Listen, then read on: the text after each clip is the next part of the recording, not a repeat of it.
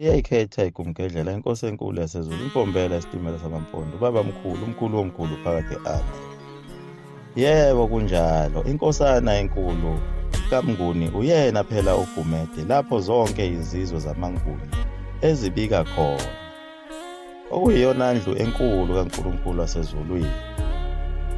Kuleyo ndlu phela ilapho kuzalwa khona naye uZulu njengoba siyichazile indaba yakhe yokuthi waze wathola ubukhosi kodwa emncane lapho kwahlukana khona ubukhosi bamaNguni endlini enkulu. Abantu bakwaZulu bakhulu kakhulu ngoba nabo baphuma kuyo le ndlu lena kaGumede kaMnguni, kodwa nabo inkosana yabo uyena futhi uGumede babika kuye uGumede. Sikuchazile lokho ekutheni umuntu wokuqala wayekhona umuntu okuthiwa waqhuma uhlangene emfuleni lapho futhi kwaphume khona abantu bakwaHadebe kulowo mfula esingazi ukuthi yena umuntu lona njengoba kuthiwa waqhuma uhlangene wayevelaphi, mhlambe nawe waphuma kula manzi noma ngabe wayedilika emkhathini kasazi, kodwa ikhona indaba ekhona lapha ezindabeni zomfula nolwandle njengoba besikhuluma ngamabhodla lapho naye angena khona. Kanti kuyenzeka futhi nazo izangoma uzwe kuthiwa isangoma singene emanzini emfuleni, kodwa ezinye izazi zikhuluma ngendaba yesango elikhona emhlabeni elikukhiphela komunye umhlaba noma likubuyise likuzokufaka futhi kulo mhlaba esikuwona. Kunezinsolo ezinkulu ukuthi leli sango likhona lapha emanzini, naye umabhodla kuba kusho ukuthi wayilazi leli sango ilona sango ahamba ngalo, wayazi ukuthi mawuqondanise nendawo ethize ilapho uzokwazi khona ukungena uhambe ubuyele uphumele kuloya mhlaba. Njengoba kuthiwa izangoma zithwasa emanzini zisuke zingene zayophumela komunye umhlaba. Sezeke kufakaza kakhulu ezinye izangoma, esinye sake sakhuluma ngendawo esaphumela kuyo eyayakhelwe ngendlela yesintu sasemandulo kunamaqhuqwana. Ilapho yafika khona abantu begaya ummbila etsheni, kusengwa izinkomo, kuphilwa impilo yasemandulo. Kuyasolakala ukuthi-ke khona lapho izangoma ezifike zifundiswe khona onke amakhambi nendlela yokubhula kwasendulo. Abelungu nabo bayayazi leyo ndaba ngoba iyatholakala nakuzo izindaba zabo abasuke beyixoxa lapho babiza khona ngokuthi i-Great Gate, isango lamasango yilo leli elikhona lapha emhlabeni.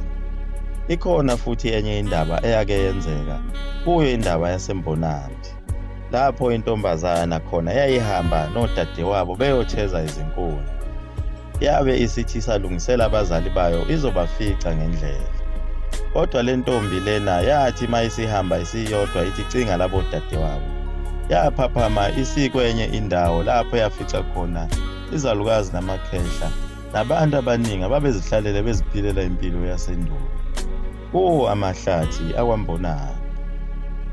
Kuyilapho le ntombi khona eyagcine isifihlwe esinye isalukazi endlini yaso lapho esathi khona lesi salukazi akumele bayibone laba abanye abantu ngoba izongena enkingeni. Le ntombi lena yagcine ikwazile ukuphuma kulowo mhlaba eyayisibhadwe kuwo, kodwa yaphuma ingasakwazi ukukhuluma. Kulapho yazanywa khona yizo izinyanga ngawo amakhambi azo esazilokhu ziyibhemisa ziyincindisa ziyenzisa yonke into, kwaze kwaphela isikhathi eside kakhulu lapho le ntombi yaze yaqaqeka khona. Yabe sizixoxa lezi ndaba ukuthi ihambe ehlathini yaqondanisa naleli sango ngqo yaphumela komunye umhlaba wasemandulo. Inkulu indaba esezizibeni semanzini solwandle. Bakhona futhi abanye abake baziphosekele nje olwandle noma bethathwe ulwandle uma bezibhukudela nje ngenhlanhla yabo bese bebuya. Uma bebuya laba bantu baye bethi njengoba ngihlala izinsuku ezingaka olwandle bengihlezi kwenye indawo engenamanzi ngondliwa khona ngabantu engibathole khona olwandle, ngaze ngagcine ngaphuma bangikhiphela ngaphandle.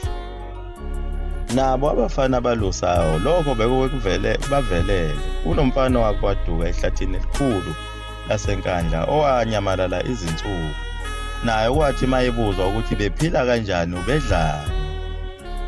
Naye wakhuluma yona le nsumansumane ukuthi ubehlezi nabanye abantu kwelinye izwe khona kodwa ehlathini. Nalo mfana kwedukeni kwakhe ngenxa yenkungu yayikhona yolanda izinkomo.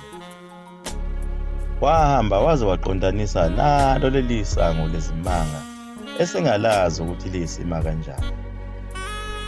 Nabo futhi abantu asebeke bagula kakhulu baze bafika esigabeni sokushona baye bekhulume ngazo lezi ndaba zokuthi uye wabona abantu beqhamuka bakubo beze kuye bezomlanda befike behlale belinde.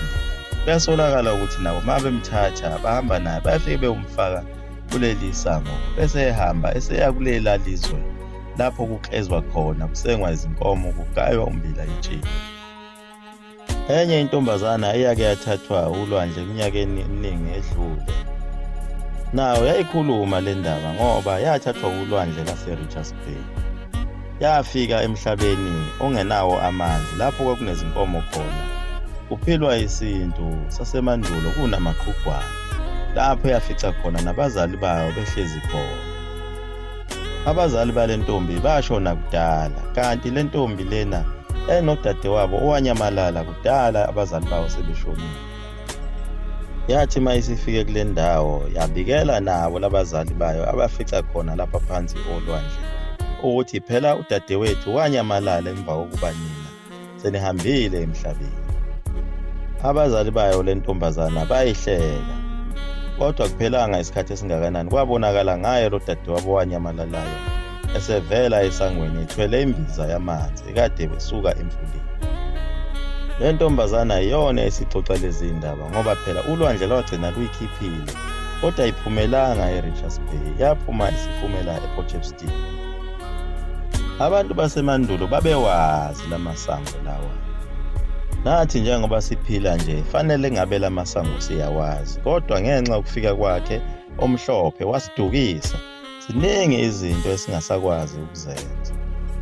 Lolo lwazi lulondolozwe uyena umlungu ukuba asifihlele lwaziwe uyena kuphela kodwa futhi uyahluleka ukulisebenzisa lolo lwazi ngoba phela umlungu unomona ngoba engaveli kuye lo nkulunkulu okuthiwa nguyaya huwe uJehova umdali wezulu nomhlaba akekho ohlelweni lakhe futhi akanalo izulu. Manje ufuna ukusikhipha izulwini njengoba sikhulumile ukuthi njengoba silapha nje sisensimini yase-Eden lena ebangwayo namhlanje njengoba itholakala inothile kakhulu insimi yase-Eden. Phela abelungu laba kuningi abakuphambanisile ngisho amagama ezindawo bawaphambanisile njengoba sike sakhuluma nangama-pyramid atholakala endaweni yasempumalanga. Nakuzo lezi ndawo ezisebhayibhelini zikhona khona lapha azikho le lapha abazikhomba khona babuye baziqamba izindawo kabusha ngoba kule ndawo abakhomba kuyo lena yalena ko-Israyeli akuyona indawo yakwa-Israyeli lapho kwenzakala khona zonke lezi manga zasemandulo. Kuleya ndawo kugcwele izihlabathi kodwa babethi kuneKhenani khona lapho ezweni loju nobisi. Ngeke likwazi ukuba khona uju nobisi endaweni egcwele izihlabathi kanjeyana. Izimpawu eziningi zasemandulo ezivelayo zasebhayibhelini zivela kuyo le ndawo. Ngisho nokwenzeka okwenziwa ngabantu okwafakazwa uyena uJohn William Collins owathi isizwe samaJuda yiso isizwe samaZulu. uJohn William Collins sikhulumile ngaye kakhulu kwabafikayo ukuthi kwaba umlungu naye wayithunyiwe ukuba azoshumayeza abantu ngeBhayibheli. Wagcina eseliyekile iBhayibheli leli esebhala nje ngomlando wabantu ngoba ebona benza zonke izinto ezisebhayibhelini nezingcwele. Impela yiso isizwe sikaNkulunkulu lesi sifihliwe kuleli zwe. Abaningi abasiboni. Njengoba kade sikhuluma ngazo izintaba lezi nentaba yaseSinayi ikhona khona lapha kwaZulu. Ingakho izintaba zinezimanga ezinkulu kangaka ngenxa ukuthi yizo lezi yazintaba ezisebhayibhelini njengoba intaba yasophongolo miningi imigilingwane ekenzeka kuyo leya ntaba lapho kwagcina kutholakala nekhalenda khona lasemandulo. liyaguqa lapho igumgedlela phakathi